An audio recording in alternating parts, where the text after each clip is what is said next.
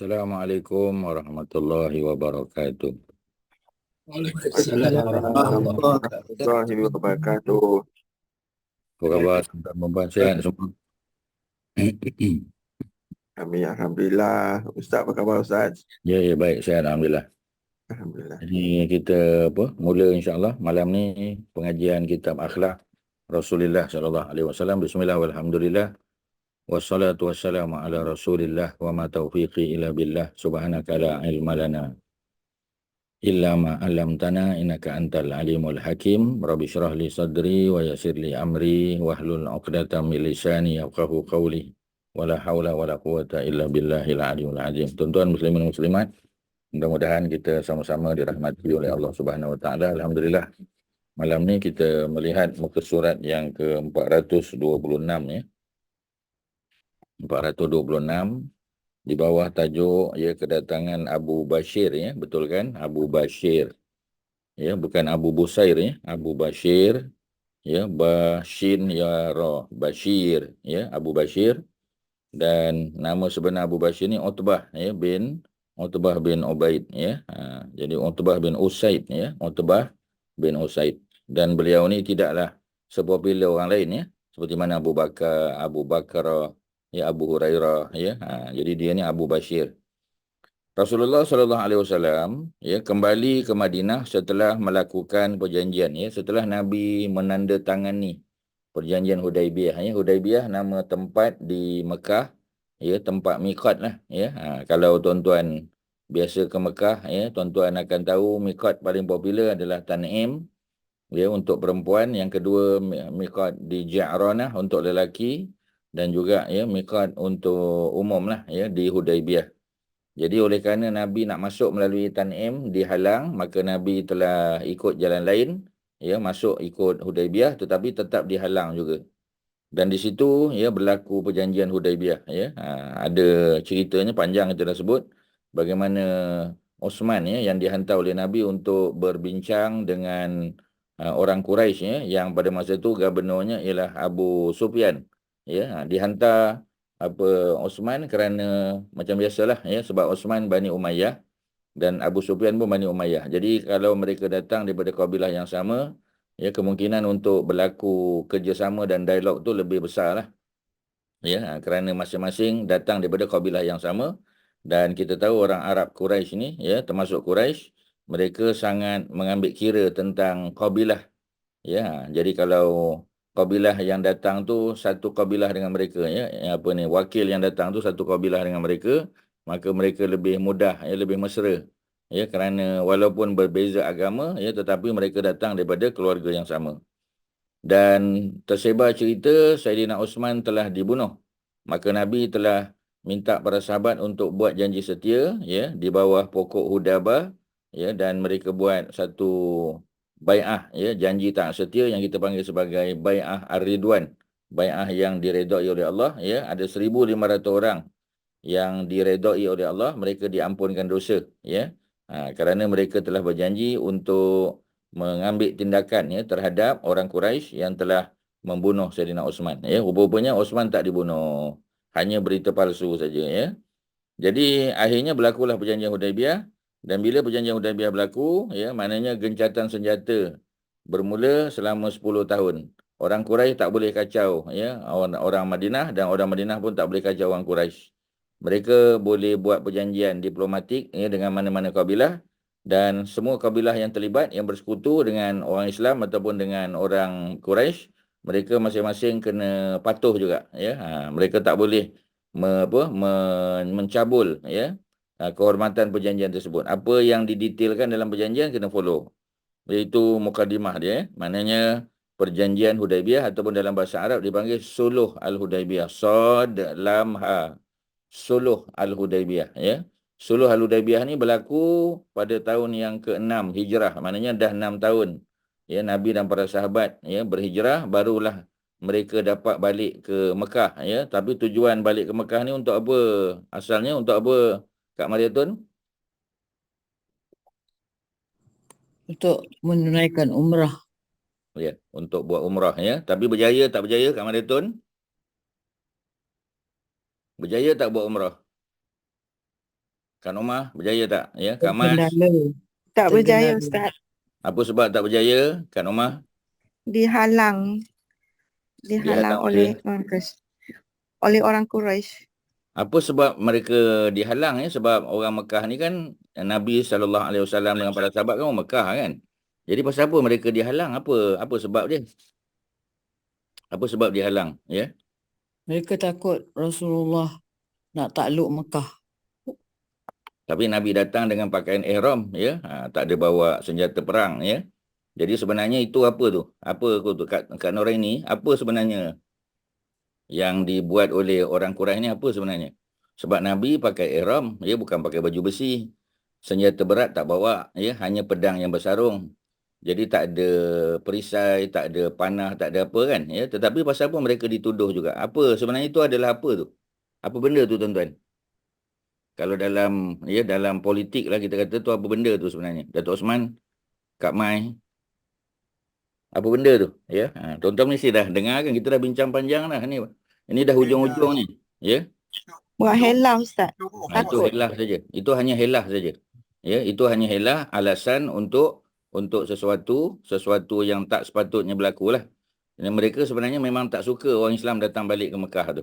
Ya, dan mereka tuduh orang Islam datang untuk berperang. Mana perang? Perang pakai baju besi. Perang pakai topi besi kan? Ya, jadi mereka bukan nak perang. Ya, jadi mereka datang nak buat umrah. Ya. Cuma konsep umrah ni orang orang Mekah dia tak faham. Pasal orang Mekah ya mereka hanya ada tawaf dan mereka ada haji. Mereka tak ada umrah ya. Umrah ni baru. Jadi mereka nak tengok apa benda sebenarnya ya. Patutnya mereka biarkanlah dulu kan. Maka bagi izin ya Nabi dan para sahabat boleh buat umrah dan mereka fahamlah oh macam ni rupanya ya. Dan datang bukan dengan senjata ditinggalkan di luar tanah haram. Ya, kerana masuk Mekah kita tak boleh ada niat untuk berperang, tak boleh. Melainkan sekadar untuk mempertahankan diri kalau ada berlaku apa-apa hal. Sebab tu mereka bawa ya pedang yang bersarung. Ya, kalau perang pedang tu terhunus. Jadi ciri-ciri peperangan pun tak ada. Ya, jadi itu hanya adalah alasan saja. Okey ya. Jadi itu mukadimah kita dan apa kita panggil umrah ni tidak berjaya tetapi tetap diberi pahala. Ya. Pasal apa tak berjaya tapi tetap dapat pahala Haji Syari? Sebab ada niat Ustaz. Sebab dalam Islam terhalang. okey betul. Sebab dalam Islam yang diambil kira apa? Niat dan Niat Ustaz. Niat dan kesungguhan untuk melakukannya lah ya. Kalau kita niat saja niat tapi tak bersungguh tak jadi juga ya. Jadi kita dah niat dan orang Mekah pun orang Madinah pun dah datang. Ya mereka bukan kata kita nak umrah. Lepas tu mereka pun duduk diam-diam kat Madinah dah. Mereka memang nak buat umrah. Mereka telah menyediakan kelengkapan untuk musafir ya dan mereka telah sampai di sempadan tanah halal tanah haram. Ya, jadi kalau mereka diberikan pahala memang sepatutnya memang layak mereka dapat pahala ya. Ambil pada hadis Nabi, hadis nombor 1 dalam hadis 40 kan. Ya, innamal a'malu binniyat. Ya, innamal a'malu binniyat. Itu asas dalam agama lah ya. Asas dalam agama dalam Islam ya. Setiap sesuatu perbuatan itu dianggap ya sebagai ibadah kalau diniatkan. Innamal a'malu ya. Hanya senya ya bahawasanya ataupun hanya senya apa ni sesuatu amal itu dikira berpahala dikira sebagai amal ya binniat ya berdasarkan kepada niatnya itu asas agama ya. Pasal apa dia asas agama? Sebab dia hadis yang pertama dalam Sahih Al-Bukhari, nombor 1 hadis Sahih Bukhari ya. Imam Nawawi dalam hadis 40 juga meletakkan hadis itu sebagai hadis yang pertama. Maknanya dalam Islam yang diambil kira adalah niat ya dan kesungguhan untuk melaksanakannya. Kalau kita kata niat aja ya, kita kata niat. Niat ni kalau boleh ya nak apa kita panggil ya nak bina satu apa kita panggil pusat dialisis bagi contoh. Ya, untuk apa ni golongan B40. Kita dah ada niat, baguslah. Tapi kena ada kesungguhan lah ya. Kita kena cari tempat lokasi untuk apa ni sebagai center kan, dialisis center. Ya kita pergi cari, kita tengok, kita deal dengan apa kita panggil ya dengan owner tempat tu ya kita beli ke ataupun kita nak sewa ke. Jadi kita cari dana ya dan sebagainya. Mana ada kesungguhan. Tapi kalau setakat niat tak ada disertai dengan kesungguhan dia tak jadilah. Ya, sebab tu niat dengan usaha, dengan ikhtiar, ya, dengan perancangan. Dia kena ada plan lah, ya. Baru Allah bagi pahala. Kalau setakat niat begitu saja, ya, kata sebagian ulama belum lagi. Kerana kesungguhannya belum ada. Tak ada inisiatif kita ambil. Kita sekadar itulah kalau apa, adalah niat nak buat. Setakat macam tu aja tak jadi dia, tuan-tuan. Dia mesti ada kesungguhan, ya. Dan Nabi dan para sahabat telah sampai di Tan'im, sempadan tanah halal tanah haram. Kata bila tak boleh terhalang, Nabi masuk ikut Hudaibiyah, ya. Hudaibiyah juga tempat boleh memulakan apa ni, ihram di situ. Jadi maknanya nak bagi tahu bersungguh-sungguh Nabi dan para sahabat, perjalanan 8 hari minimum, ya, mungkin lebih. Jadi kalau mereka diberi pahala umrah memang layak sangat, kerana niat yang mereka pasang disertai dengan kesungguhan untuk melakukannya, ya. Jadi dalam perjanjian Hudaibiyah mereka tidak dibenarkan melakukan umrah pada tahun tersebut, tahun yang ke-6. Mereka kena balik tahun yang depan, ya, tahun yang ke-7 pula, setahun lagi baru boleh buat umrah. Maknanya mereka kena bersabarlah, ya. Sehingga Saidina Umar kita tahu macam tak puas hati, ya. Pasal Nabi dah kata, ya, kita akan buat umrah. Jadi dia kata, apa ni, Nabi kan dah kata kita buat umrah, pasal apa kita tak buat? Ya, betul juga kata dia tu. Ya, sebenarnya Nabi memang bagi tahu kita akan buat umrah, tapi Nabi tak bagi tahu tahun bila. Ya, sebab Nabi pun tak tahu. Ya, Nabi tahu tak akan ada halangan? Nabi pun tak tahu. Ya, tetapi macam tadilah, ya, Nabi dan para sahabat berjaya melakukannya. Malah, ya, 2,000 orang akan melakukannya tahun depan. Tahun ni 1,500 saja. Ada sebagian riwayat tersebut 1,004. Ya, ada yang kata 1,003. Jadi maknanya jumlah tahun depan tu lebih ramai, 2,000 orang pula yang datang, ya. Ada kebenaran selama 3 hari, visa 3 hari boleh buat umrah, ya. Boleh datang tengok, ya, Mekah tu macam mana keadaan dia setelah 6 tahun, 7 tahun, ya. Kalau tahun depannya 7 tahun mereka telah meninggalkan Mekah. Okey, tuan-tuan, ya, itu mukadimah dia. Maknanya Hudaibiyah dipanggil apa tadi? Perjanjian Hudaibiyah suluh. Suluh, ya, sod lam ha. Daripada perkataan soleh. Ya, orang soleh kita panggil kan. Kalau lelaki soleh, kalau perempuan solihah. Macam nama Nabi, Nabi soleh. Dia soleh maknanya orang yang berdamai dengan semua. Berdamai dengan Allah, berdamai dengan orang, dengan manusia, berdamai dengan binatang. Ya, berdamai itu maknanya dia buat baik pada semua benda, semua makhluk, ya. Dengan Allah sudah pastilah. Ikut apa yang Allah perintah, tinggal apa yang Allah larang. Buat semua sunat, ya, tinggal yang makruh. Kemudian buat hubungan baik dengan semua makhluk, ya. Tak patah-patahkan pokok, tak tebang ikut suka hati, ya. Kemudian apa kita panggil, menyayangi binatang-binatang, ya. Kemudian apa lagi, dengan jiran tak bergaduh, ya, tak sakit hati kat orang. Itu semua dipanggil orang soleh, ya, orang soleh. Dan dia punya apa kita panggil, dia punya masdar, ya, ataupun dia punya apa ni, kata nama terbitan dia, ya, ataupun verbal noun dia adalah suluh. Suluh maknanya, ya, hubungan baik, ya. Ataupun di sini disebut perjanjian damai, ya. Kita berjanji dengan Allah, kita berjanji dengan makhluk, dengan manusia, termasuk orang kafir, ya. Termasuk juga dengan haiwan, binatang, ya, dengan tumbuh-tumbuhan, dengan semua makhluk Allah. Itu dipanggil suluh, ya. Maknanya perjanjian damai kita. Kita berdamai dengan semua orang, kita buat baik dengan semua orang, ya, dengan semua manusia, dengan apa ni, dengan makhluk, ya. Of course dengan Allah Subhanahu Wa Taala juga. Okey, ya, Ustaz, tuan-tuan, tu cerita dia, ya, soalan. dalam bahasa Inggeris peace treaty kan? Ya, Peace peace treaty, treaty, ya. Jadi dia treaty itu perjanjian, tapi dia peace treaty, Peace ya. treaty. Jadi orang Islam biasa akan patuh, yang tak patuh ni orang Yahudi lah, tuan-tuan. Ya, dia tak patuh, ya, dan memang biasanya orang bukan Islam akan cabul, ya, perjanjian tu. Dia akan mengkhianati, kita panggil. Ya, dan ciri orang munafik kita tahu salah satunya bila bercakap dia bohong, bila dia berjanji dia ingkar, bila dia diberi amanah dia khianat, dan bila dia bercakap, ya, berdialog dia melampaui batas. Ada 4 ciri dia, ya. Okey, ya, itu cerita dia, ya. So tu empat ciri Ustaz sebut sekali lagi, ya, ciri orang munafik, ya. Kalau dia ada salah satu, dia sudah ada cabang atau elemen unsur munafik dalam diri dia. Yang pertama, bila bercakap dia berbohong. Iza haddasa kazaba. Bila bercakap dia bohong. Yang kedua, ya, apabila dia berjanji. Iza ahada, bila janji, ya, akhlafa, dia mengingkari janji dia. Ya, nombor 3, bila dia diberi amanah, dia mengkhianati amanah tu. Ya, bila janji tadi dia ingkar. Ya, perjanjian dengan orang bukan Islam ni kita kena hati-hatilah. Terutama dengan Yahudi pasti. Ya. Kemudian yang keempat, apabila dia berdialog, bercakap, berbual, berdebat, ya, maka dia melampaui batas. Maknanya dia nak menang aja. Ya, walaupun orang dah bagi hujah, bagi dalil, dia tak boleh terima. Yang tu susah. Ya. Dan mengaku kesalahan tu bukan perkara yang mudah bagi manusia. Ya, terutamanya kalau dia berada pada satu jawatan yang tinggi. Dia jadi bos, ya, dia jadi ketua. Jadi nak terima pandangan orang bawahan tu bukan senang. Jadi kalau orang atas macam Nabi lah, ya, dapat wahyu, tetapi Nabi ditegur oleh orang bawahan, ya, dan Nabi boleh terima. Oh, itu, ya, manusia berjiwa besar. Terutamanya kalau yang tegur tu orang yang paling rendah, paling bawah. Ya, sebab itu kita kata dalam Islam ni kita kena berdamai dengan semua orang. Ya, kita panggil perjanjian damai, suluh. Ya, yang tadi disebut oleh Haji Hassan sebagai peace treaty.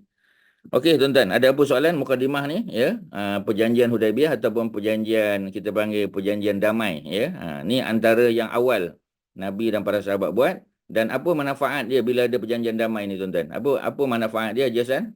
Antaranya?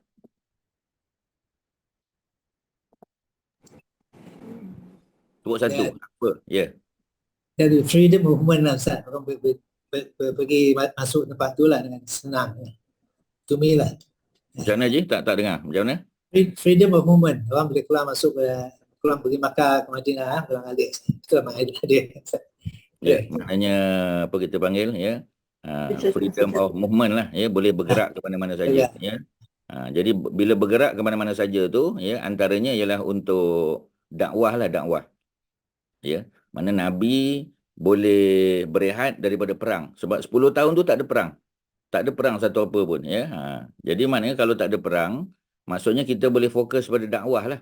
Ya, sebab kalau kita sibuk dengan perang, ya, masa kita tu kan untuk training, ya, untuk perjalanan pergi perang, ya, kemudian ada casualties, ya, ada cedera, ada mati dan sebagainya. Itu semua, ya, itu semua kita panggil apa ni, liability lah, ya. Jadi kita kurang boleh buat dakwah. Tapi bila kita ada buat perdamaian, peace treaty, kita boleh hantar surat ke Persian Empire, boleh hantar ke Byzantine, boleh pergi Egypt, ya. Jadi diplomat ni, ya, yang hantar wakil-wakil Nabi itu tidak diganggu, tidak dikacau. Walaupun sebelum ni mereka diganggu kan. Dulu hanya pada bulan Muharram saja. Zulkaidah, Zulhijjah, Muharram dan Rejab. Itu orang tak kacau. Tapi sekarang, ya, maknanya sepanjang tahun tak ada gangguan. Itu satu advantage lah, ya, satu kelebihan. Okey, ya. Ada lain lagi, tuan-tuan? Ya, apa lagi kebaikan daripada perjanjian ni? Ya, apa lagi kebaikan dia? Apa Datuk Osman? Apa kebaikan dia? Haji Mak Syah? Apa lagi bila kita buat perjanjian damai, apa lagi kita dapat, Haji Mak Syah? Tak ada perang lah, lama tak perang. Jadi apa ni, macam Ustaz kata, banyak masa boleh tumpu pada perkara lain lah. Tak ada perang. Selain daripada dakwah, apa lagi? Apa kita boleh buat bila tak ada perang ni, Haji Mak Syah? Buat Apa kita boleh pembangunan di negara kita, tempat kita sendiri lah. Pembangunan. Ekonomi. Ya, boleh fokus pada ekonomi, boleh buat pembangunan, ya, boleh buat macam-macam lah, ya. Maksudnya kita tidak terikat dan tidak dibebankan dengan tanggungjawab berperang tu. Sebab berperang tu perlukan bajet, ya, perlukan duit, ya. Duit sebahagian daripada dapatan, ya, apa ni, para sahabat macam Osman bin Affan, Abdul Rahman bin Auf, ya. Mereka kena allocatekan sebahagian keuntungan mereka untuk perang. Ya, jadi allocation peperangan tu besar kan. Jadi kalau tak ada perang, mereka boleh fokus pada benda lain lah. Ya, baiki jalan di Madinah tu, ya, rumah-rumah para sahabat yang masih usang, ya, yang belum sempurna dielokkan, ya, kebajikan bagi orang yang duduk di Masjid Nabawi, ya. Kemudian apa lagi kita kata? Segala-galanya lah, ya, yang berkaitan dengan kebaikan tu boleh. Okey, ya, itu kita mula dengan perjanjian Hudaibiyah. Di mana yang Abu Bashir ni, kita fokus pada dia pula, ya. Jadi isu besar, ya, dalam perjanjian Hudaibiyah ni adalah, ya, satu apa kita panggil, ya, ada satu clause yang nampak macam dia berat sebelah. Ya, nampak dia rugikan orang Islam, ya. Umar kata ni rugi orang Islam. Pasal ini, ya, sesiapa antara kaum Quraisy, ya, paragraf yang pertama juga, ya, baris yang kedua dan ketiga, sesiapa antara Quraisy yang datang kepada Nabi Muhammad di Madinah tanpa izin wali dia. Ya, bila kita kata wali itu makna bapa dia lah, bapa ataupun bapa saudara dia. Ya, yang jaga dia. Jadi bila kita panggil orang tadi masuk Islam tanpa izin daripada bapa dia ataupun bapa dia tak tahu, dia diam-diam senyap-senyap. Kemudian dia pun melepaskan diri lari pergi ke Madinah. Ya. Maka baginda wajib mengembalikan kepada orang Mekah. Tetapi sesiapa antara pengikut Muhammad yang datang kepada kaum Quraisy, mereka tidak akan mengembalikan kepada baginda. Yang ni yang Omar kata yang ni nampak macam kita rugilah, disadvantage. Nampak sedangkan kita di atas kebenaran. Alasna alal haq ya Rasulullah. Omar kata, ya Rasulullah, bukankah kita yang berada di atas kebenaran? Kita yang dapat pahala, kita yang masuk syurga. Pasal apa kita kena mengalah dengan mereka? Dia tengok macam tu pada zahir je. Jadi ketika baginda tiba di Madinah sebagai contoh, ni contoh dia, Abu Bashir tuan-tuan ya. Bashin Yara Bashir. Abu Bashir yang kita panggil sebagai Utbah tadi, beliau orang Mekah, ya. Jadi dia datang menemui baginda. Abu Bashir salah seorang yang ditahan. Dia family dia, wali dia, bapa dia dan keluarga dia tahan dia dan tak boleh keluar daripada Mekah, ya. Tetapi dia berjaya meloloskan diri dia. Ketika dia datang menemui Nabi, dua orang dari kaum musyrik, yakni Azhar bin Abdul Aun, dan juga Al-Akhnas bin Syarif menulis surat kepada Rasulullah. Maknanya mereka bila family kepada Abu Bashir ni sedar, Abu Bashir dah lari, mereka tahu dah ni mesti Abu Bashir lari ke Madinah punya. Pasal dia dah masuk Islam, ya. Jadi ada dua wakil Quraisy yang dihantar dan wakil Quraisy ni bawa surat rasmi kepada Nabi supaya dipulangkan balik. Jadi ada dan mengutus seorang daripada Bani Amir bin Lu'ay dengan ditemani dengan salah seorang hamba sahaya mereka berdua. Datang jumpa Nabi untuk menyerahkan surat yang ditulis oleh Al-Azhar dan Al-Akhnas. Demi mematuhi perjanjian yang telah dipersetujui, Nabi bersabda, wahai Abu Bashir, Abu Bashir, sesungguhnya kita telah mengadakan perjanjian dengan orang Quraisy. Sebab Abu Bashir pun tahu kita tidak wajar melakukan pengkhianatan, tak boleh. Sebab bila kita dah janji, kita tak boleh berkhianat. Bila kita berada di bawah satu perjanjian, kita kena patuhlah. Memang kita tak suka, tetapi nak buat macam mana? Kita dah ada perjanjian. Dan sesungguhnya Allah pasti telah menetapkan jalan keluar. Allah akan bagi exit plan. Exit plan dan kelapangan kepada engkau. Nabi kata. Maknanya dia datang minta Nabi lindung, Nabi tak boleh lindung dia. Sebab kalau Nabi lindungi dia, maknanya Nabi telah menyalahi perjanjian yang telah ditandatangani. Sebab perjanjian kata, orang Mekah yang masuk Islam pergi ke Madinah, tak mesti dipulangkan semula. Jadi Nabi kena pulangkan semula Abu Bashir ni.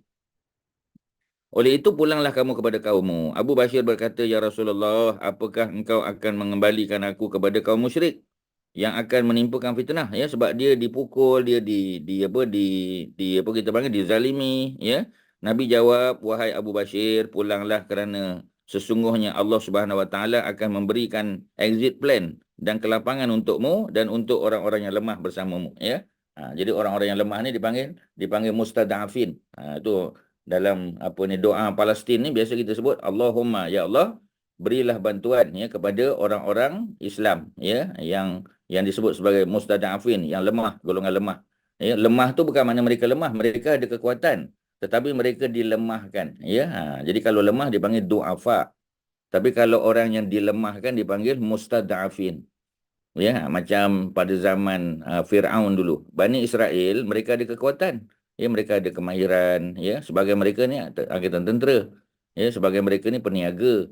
Peniaga, petani dan sebagainya, mereka ada duit, tetapi macam tadilah, mereka dizalimi, mereka ditindas, mereka dijadikan sebagai hamba sebahagiannya.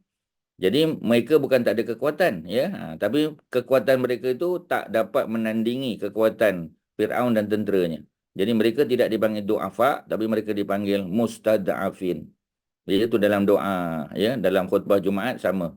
Allahumma alaika bil yahud al-mu'tadin, alladzina yuqatiluna al-muslimin, wal mujahidin wal mustada'afin fi Palestin. Ya Allah, kami serah pada engkau untuk ambil tindakan terhadap orang Yahudi yang melampaui batas. Dia ada dia punya sifat kat situ.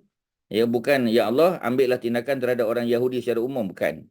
Ya, dia ada sifat dia, ya. Yahudi yang melampaui batas, yang menzalimi, yang itu kita ambil tindakan. Tapi kalau dia tidak menzalimi, dia tidak berat sebelah ataupun dia jadi sebagai warga negara yang normal je. Maksudnya dia patuh pada pemerintah. So kita tak boleh ambil tindakan pada dia, ya. Sebab mereka ni adalah warga negara yang sah. Ya, sebab tu orang Yahudi, ya, yang tidak lawan Nabi, yang mematuhi perjanjian apa kita panggil piagam Madinah, ya, di Madinah tu, mereka tidak diperangi, mereka tak dihalau. Ya, cuma macam tadilah, ya, mereka kena patuh. Selagi mereka patuh, ya, mereka adalah warga negara yang sah. Ya, mereka berhak mendapat kebaikan, ya. Harta mereka dijaga oleh tentera Islam. Ya, batang tubuh mereka dijaga oleh umat Islam, ya, oleh tentera Islam, ya. Mereka tidak boleh disakiti. Kalau orang sakiti mereka, buat zalim pada mereka, boleh diambil tindakan terhadap orang yang buat zalim. Jadi maknanya Nabi terus ada hubungan dengan orang Yahudi, termasuklah perniagaan. Kita dah sebut kan bagaimana sebelum Nabi wafat, ya, Nabi menggadaikan baju besi baginda. Ya, ini peralatan perang. Ya, untuk membeli ataupun untuk mendapatkan sedikit bali bagi membuat roti, ya, untuk dimakan oleh keluarga baginda. Jadi Nabi gadaikan baju besi kepada Yahudi. Maknanya muamalat ataupun business transaction, ya, antara Nabi dengan orang Yahudi berlaku sampai Nabi wafat. Ya, jadi Nabi tebus tak? Nabi tak sempat tebus. Sahabat Nabi yang tebus baju besi tersebut, ya. Maknanya sampai Nabi wafat, ya, hubungan ekonomi, ya, dengan orang Yahudi masih berlangsung. Jadi maknanya betul lah, ya, doa yang dibaca oleh khatib, ya, untuk Selangor, terutamanya Selangor dan wilayah.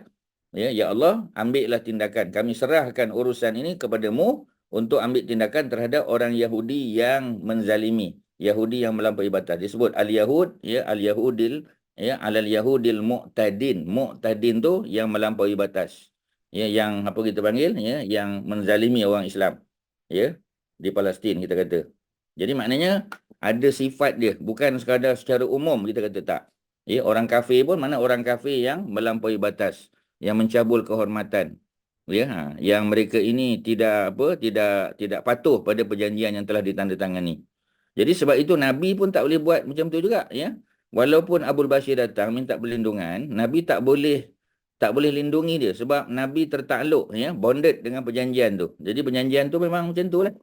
Ya, macam kita kan, ya, bila dah dapat scholarship daripada JPA contoh, ya, ustaz tak boleh dapat scholarship daripada yang lain walaupun company lain dia offer. Kita tak boleh, kita boleh dapat satu scholarship je. Tak boleh dua, diam-diam kita buat perjanjian, tak boleh, ya. Jadi maksudnya kita kena patuh pada perjanjian. Dan dalam perjanjian tu dia kata apa, ya, contohnya kita tak boleh kita panggil, ya, kita tak boleh suka-suka hati balik Malaysia contoh, ya. Kalau ada kelas masa musim panas contoh, ya, masa summer classes, ya, summer session kita kena ambil. Ya, kemudian secepatnya mungkin kita habiskan pengajian. Bukan kita drag saja-saja, ya, ambil subjek-subjek yang tak ada kaitan, ya. Jadi kita melanggar perjanjian lah kalau macam tu. Sebab dia ada hitam putih dia kan. So kita kena follow lah. Ya, kita tak boleh suka-suka hati. Melainkan, ya, kita guna duit kita sendiri. Kita buat kerja part time dan kita ada duit dan kita ambil subjek-subjek yang memang tak boleh diambil tapi kita ambil. Bukan dengan duit JPA contoh. Bukan dengan duit Petronas. Ya, kita ambil itu dengan duit kita sendiri.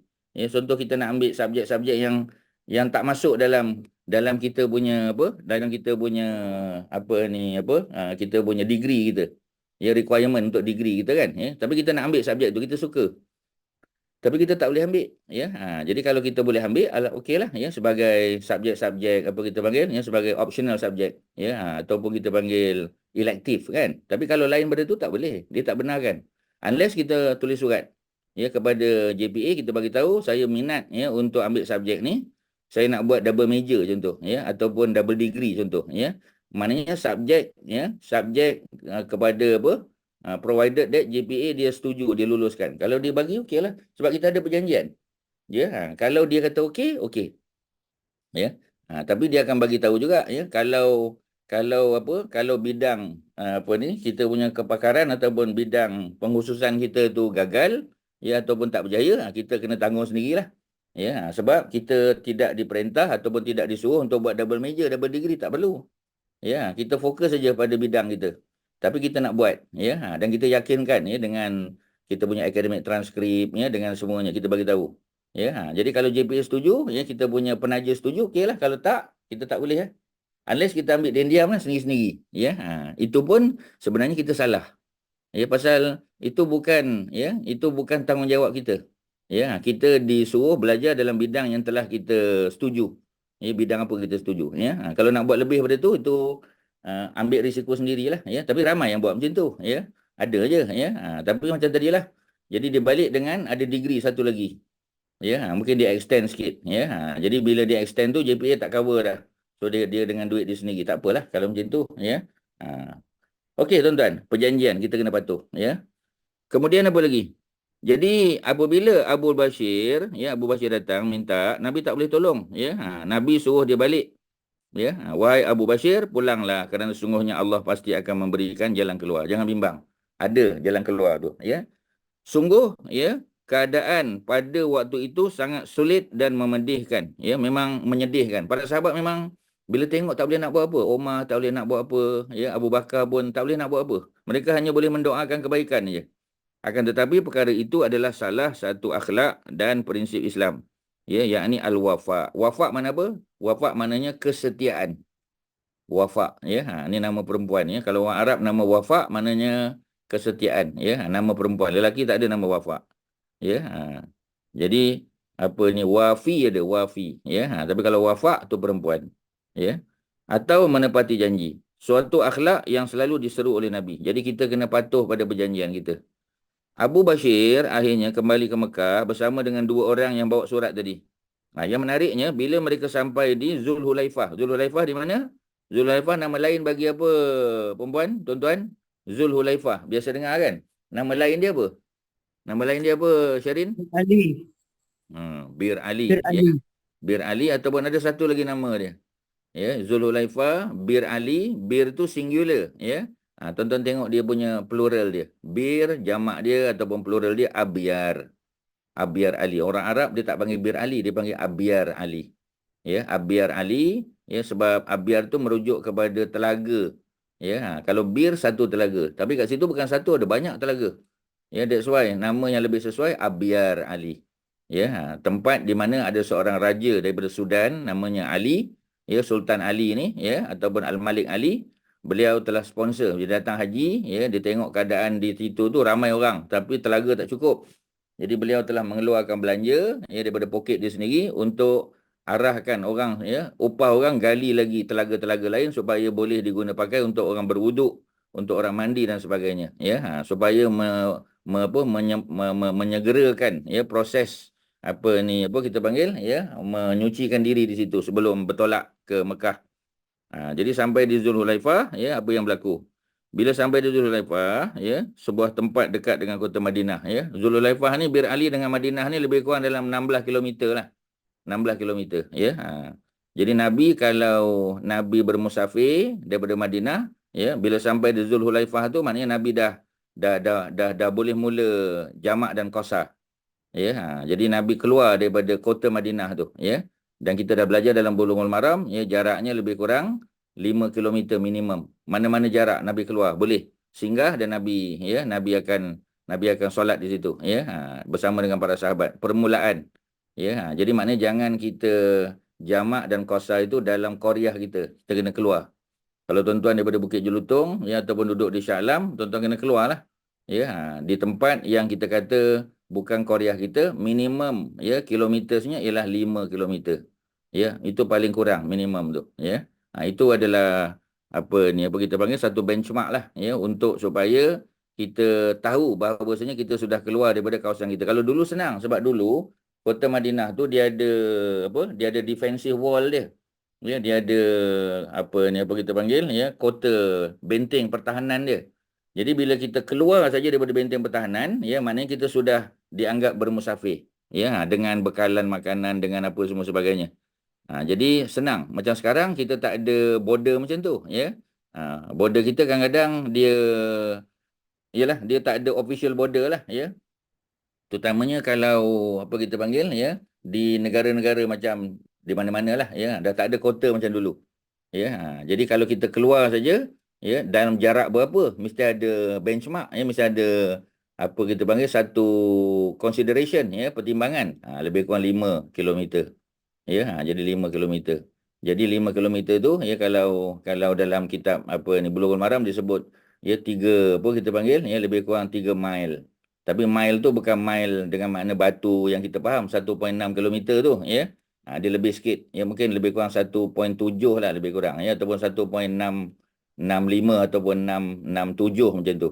Ya, 1.67, ya, 1.67 multiply by 3 lebih kurang 5 kilometer kita, ya. Itu satu benchmark yang kita kena ambil lah, ya. Sebab tu kalau tuan-tuan daripada Bukit Jelutong, ya, nak pergi ke utara, ya, bila sampai di Elmina punya R&R, tu dah boleh dah, ya, sebab dia dah keluar daripada kawasan Bukit Jelutong tu, ya. Kalau kita further up, ya, ke Rawang, tu lagi bagus lah, itu memang dah keluar dah, ya. Cuma macam tadilah, orang dulu boleh, ya, 5 kilometer tapi tak ada tempat untuk mereka ambil wuduk, ya. Jadi kalau Zulhulaifah, macam Nabi nak pergi ke Mekah, Nabi singgah di Zulhulaifah tu dah boleh jamak qasar. Ya, kerana apa? Kerana Zulhulaifah tu jaraknya lebih kurang 16 kilometer, dah cukup dah. Lebih pada cukup, ya. Boleh mulakan jamak dan qasar. Permulaan jamak dan qasar tu. Ya, bukan maknanya perjalanan tu hanya 16 kilometer tak, ya. Perjalanan kita tetap juga lebih daripada 2 atau 3 marhalah, ya. Lebih daripada 80 kilometer ataupun 120 kilometer, tetapi permulaan untuk kita memulakan jamak dan qasar minimum adalah 5 kilometer, ya. Macam Nabi lebih daripada tu, 16 kilometer Nabi buat. Lagi okeylah. Okey tuan-tuan, ya, itu dia punya jarak tadi, Zulhulaifah. Jadi Zulhulaifah kita tahu, ya, ada kawasan apa ni dusun, ada kurma kat situ, pokok kurma. Ya, ada telaga, ya, ada masjid. Jadi boleh digunakan untuk mereka berhenti, merehatkan diri, ya, berwuduk, mandi dan sebagainya. Jadi apa yang berlaku, ya, bila sampai di situ Abu Bashir dan kedua orang tersebut, ya, mereka bersandar pada sebuah dinding. Abu Bashir berkata, apakah pedangmu itu tajam, wahai saudara, ya, Bani Amir. Jadi orang ni yang tangkap dia tadi, ya, nak bawa balik dia. Orang tu kata, ya, pedang ni, boleh aku tengok? Dia buat hilah lah, ya. Jadi utusan tersebut pun memberikan pedang pada Abu Bashir. Kemudian Abu Bashir terus menghunus pedang tersebut dan membunuh orang itu, salah seorangnya. Yang seorang lagi, ya, hamba sahaya tadi lari, dia pergi ke Madinah. Ya, sebab kalau nak pergi ke Mekah jauh sangat. Ya, ke Madinah hanya 16 km lebih kurang, ya. Dia lari ke sana, maka dia pun jumpa dengan Nabi ketika itu sedang duduk di dalam masjid. Ketika melihat kedatangan hamba tersebut, baginda terkejut. Nampaknya orang itu sedang ketakutan, Nabi kata. Ya, ketika itu sampai di hadapan Rasulullah, baginda bertanya kepadanya apa yang telah terjadi. Dia kata, temanmu tu Abu Bashir telah membunuh temanku, ya. Sekarang, ya, sedangkan beberapa waktu, tak lama lepas tu, Abu Bashir pun datang, menghunus pedang, ya, dengan muka yang menakutkan. Setelah sampai di hadapan Nabi, ya Rasulullah, bebanmu telah dilunasi. Beban Nabi, ya, sebab Nabi patutnya jaga Abu Bashir, tapi Nabi tak boleh. Kerana Nabi terikat dengan perjanjian. Allah telah membayarnya untuk baginda. Maksudnya, engkau tidak terkena dosa atas apa yang engkau, ya, di atas apa yang aku lakukan. Sebab yang Abu Bashir buat ni bukan di Madinah, di luar Madinah. Ya, jadi di luar Madinah. Ya, Zulhulaifah tu berada di luar Madinah. Ya, sebab Quba, ya, yang jaraknya 2 batu ataupun 3.2 km tu pun di luar Madinah. Bukit Uhud luar Madinah. Dulu, ya, Madinah hanya sebesar kawasan Masjid Nabawi yang ada sekarang. Kawasan Masjid Nabawi dengan dia punya compound tu yang ada hydraulic umbrella tu. Itu saja, ya, kota Madinah pada masa tu. Bukit Uhud luar, ya. Sebab tu sesiapa yang meninggal di Uhud dalam peperangan Uhud, jenazahnya tidak dibawa balik ke Madinah. Sebab Uhud tu dikira kawasan luar Madinah. Sebab tu mereka yang terkorban dalam perang Uhud, mereka dikebumikan di mana? Di Bukit Uhud. Ya, orang yang meninggal di Quba dikebumikan di Quba. Ya, orang yang meninggal di Zulhulaifah pastilah di Zulhulaifah. Ya, jadi semua tu dianggap luar. Jadi Nabi tidak tertakluk lagi sebab Nabi duduk di Madinah. Perjanjian kata, ya, kalau orang Islam yang datang daripada Mekah pergi minta perlindungan, Nabi tak boleh lindung. Okey. Ya, dan Nabi dah suruh Abu Bashir keluar. Ya, dan peristiwa Abu Bashir bunuh tadi bukan berlaku di Madinah, boleh berlaku di Zulhulaifah. Jadi Nabi tak salah. Ya, faham tuan-tuan ya? Macam tu cerita dia. Jadi baginda menyerahkan diriku ya telah apa ni kepada kaum musyrik ya, dan aku tidak ingin jika agama dan imanku difitnah dan diganggu. Memang betul lah ya. Kemudian Nabi berkata Abu Bashir adalah orang yang dapat mencetus peperangan seandainya dia memiliki beberapa pengikut. Jadi maksudnya kalaulah ada orang yang follow Abu Bashir ni seorang, dia one man show aje. Kalau ada pengikut ni boleh perang ni ya. Abu Bashir memulakan aksi menentang kaum Quraisy. Jadi apa yang dikhawatiri oleh Rasulullah benar-benar terjadi. Bila Abu Bashir keluar menuju ke pesisir pantai. Pesisir pantai ni jalan orang nak pergi buat apa? Nak meniaga. Sebahagian ikut jalan pantai tu. Macam Nabi ikut dulu ya, masa Nabi nak hijrah. Jadi apa ni? Ada jalan ya yang biasa dilalui oleh orang Quraisy untuk mereka berniaga ke negeri Syam. Ucapan Nabi kepada Abu Bashir di atas ternyata sampai ke telinga kaum muslimin yang ditahan di kota Mekah. Ya, jadi maksudnya Abu Bashir tak boleh duduk di Madinah. Nabi kena arah dia keluar. Sebab kalau dia di Madinah, dia akan tertakluk pada undang-undang. Dan Nabi dituduh ya apa kita panggil melindungi ya penjenayah lah kalau macam tu. Jadi Nabi kena suruh Abu Bashir duduk di luar dan dia pilih satu tempat dekat dengan Laut Merah. Ya. Jadi bila orang Mekah tahu cerita tersebut, orang Mekah yang masuk Islam, mereka pun mula pergi menemui Abu Bashir. Mereka dapat melepaskan diri, pergi berjumpa dengan Abu Bashir, duduk di situ ya, dan mereka buat apa kita panggil buat gangguan lah ya kepada orang Quraisy yang lalu lalang sebab mereka tidak tertakluk kepada perjanjian. Pasal benda tu tak berlaku di Madinah. Ya, dan Nabi tak lindungi mereka, tak ya. Yang melindungi mereka Allah saja.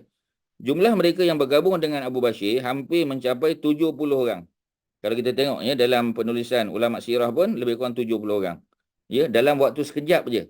Ya, sebab orang Islam yang masuk Islam di Mekah ramai. Tetapi mereka tak hijrah kerana mereka ditangkap, dihalang ya. Tetapi setelah perjanjian ini mereka tak boleh pergi Madinah. Jadi mereka kena pergi satu kawasan yang dianggap sebagai luar Madinah. Memanglah tepi pantai Laut Merah memang kawasan di luar Madinah lah ya, sebab Zulhulaifah yang jarak 16 km pun sudah dianggap di luar. Ya, tuan-tuan ya.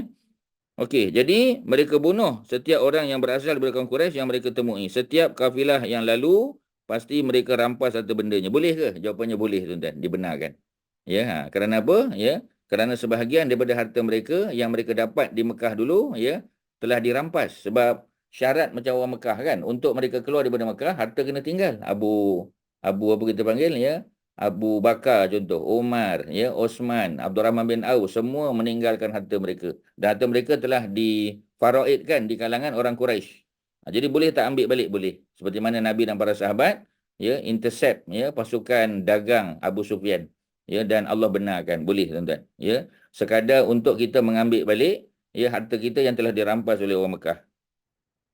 Jadi mereka mula mengintip kafilah-kafilah Quraisy yang berulang-alik ya antara Hijaz ni kawasan Mekah ya, Mekah, Madinah, Jeddah tu tiga segi itu dipanggil sebagai Hijaz dan Syam. Ya, mereka rampas harta benda dan bunuh orang-orangnya. Melihat keadaan seperti itu, kaum Quraisy mengutus orang menemui Nabi, minta bantuan agar baginda meminta Abu Bashir dan kawan-kawannya datang kepada baginda.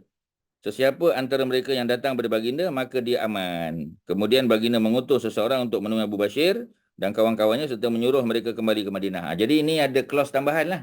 Sebelum ni mereka tak boleh pergi Madinah, tapi sekarang dah boleh pula.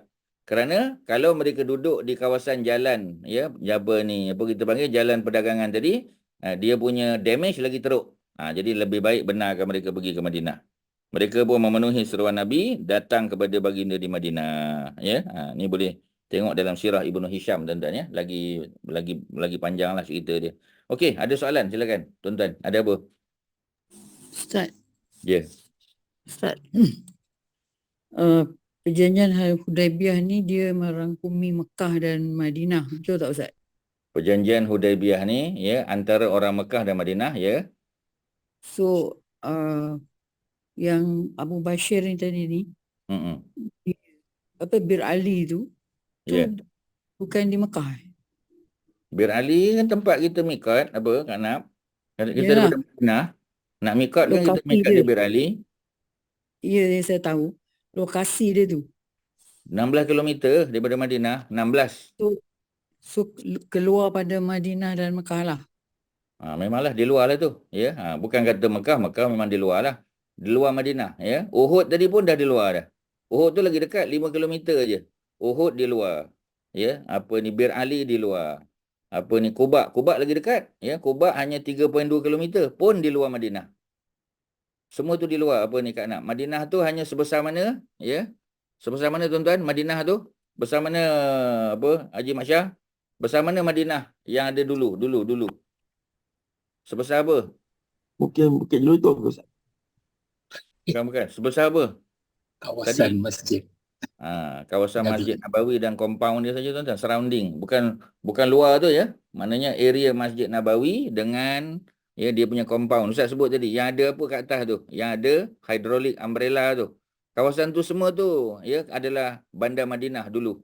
Dulu Madinah tu besar tu saja. Maknanya anything outside the area semua tu dianggap bukan Madinah. Ya, jadi tak tertakluklah pada perjanjian tadi. Ya, sebab Abu Bashir kalau dia duduk di Madinah dalam compound tu, ya, dia tertakluk pada perjanjian. Tapi kalau dia duduk di luar macam tadi, ya, dia bunuh tadi pun di Bir Ali, ya, di Zulhulaifah. Dia duduk dengan kawan-kawannya 70 orang tadi pun di luar, dia kawasan Laut Merah. Jadi mereka tidak tertakluk pada undang-undang tu. Ya, tak salah lah. Ya, Nabi pun tak salah. Abu Bashir memang dianggap salah lah oleh orang Quraisy. Sebab tu mereka kata daripada Abu Bashir dengan 70 orang duduk dekat tepi pantai itu ganggu orang pergi meniaga, baik hantar dia balik ke Madinah. Ya, itu maknanya ada sedikit perubahan pada perjanjian. Nabi setuju, okeylah dua-dua pihak setuju. Boleh, apa kan nak? Boleh Ustaz, dah faham lah. Terima kasih. Okey ya. Ya sama. Tuan-tuan yang lain ada apa soalan? Ya. Ada apa lagi? Tolong apa ni tanya kalau ada. Saya nak tanya tentang mustadafin tu.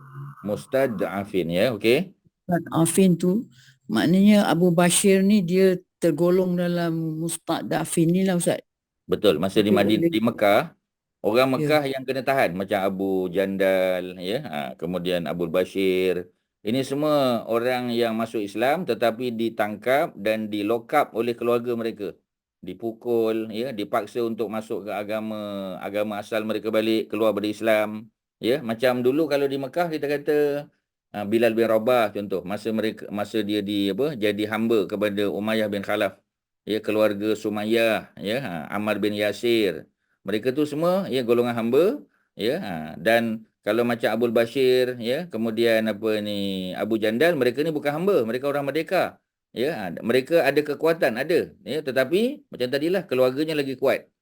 Pasal mereka seorang ya. Jadi mereka dianggap sebagai golongan mustad'afin yang dilemahkan. Mereka tak lemah ya, tapi mereka dilemahkan. Ya, macam orang lemah ni memang tak ada apa-apa kemampuan ya, macam dia OKU ke ya, ataupun dia tak ada kedudukan. Macam Abu Bashir ni, Abu Bashir, Abu Jandal, mereka ni adalah orang Quraisy yang mulia. Tetapi mereka ditangkap ya, di lock up oleh family dia. Sebab tu mereka dipanggil mustad'afin, mereka yang dilemahkan. Jadi Ustaz bagi contoh zaman Mesir dulu ya, zaman Bani Israel. Bani Israel dia ada kekuatan ya. Dia ada kelebihan juga, tapi kalau banding dengan raja yang memerintah Firaun dengan tentera-tenteranya, mereka tak boleh menang lah. Sebab tu mereka dipanggil mustad'afin. Yang boleh tolong mereka Nabi Musa dengan izin Allah. Ya, itu menunjukkan mereka bukan du'afa, mereka bukan orang lemah. Mereka orang yang dilemahkan. Kerana ada kuasa lebih besar daripada tu. Ada beza lah ya. Okey, ada lain silakan. Ada apa tuan-tuan? Bagi faham. Ustaz, Ya, saya Haji. jadi perjanjian damai Hudaibiyah ni antara Madinah dan Mekah. Jadi semua orang kaum-kaum semua di Madinah harus ikut lah, macam even Betul. kaum Yahudi pun patuh ya. Betul. Sebab Oh. mereka warga negara ya, semua warga negara Madinah dan semua kabilah-kabilah Badui kat luar Madinah tu yang bersekutu dengan Nabi Muhammad dia di Madinah, mereka juga tertakluk pada perjanjian tersebut. Maknanya mereka tak boleh berperang juga dengan orang Quraisy ya, sama orang Quraisy dengan sekutu dia, associate dia ya, associate dia pun tak boleh perang. Kalau associate perang je dan ada bantuan daripada orang Quraisy ya, macam nanti akan berlaku, maka mereka dianggap telah mengkhianati perjanjian tu. Perjanjian tu boleh terbatal. Ya, betul tuan-tuan ya. Siapa saja yang duduk di Mekah dan siapa saja duduk di Madinah, warga negara dia semua tertakluk pada perjanjian tersebut. Betul Haji? Okey, Ya, terima ada lain tuan-tuan? Ya, sama. Ada tak ada tuan-tuan ya, benda ni penting tuan-tuan ya, sebab dia salah satu daripada perjanjian damai ya yang selalu diambil kira ya dalam konteks moden pun sama tuan-tuan. Ya, sebab kita tertakluk pada perjanjian. Bila ada perjanjian kita tak boleh cabul ya.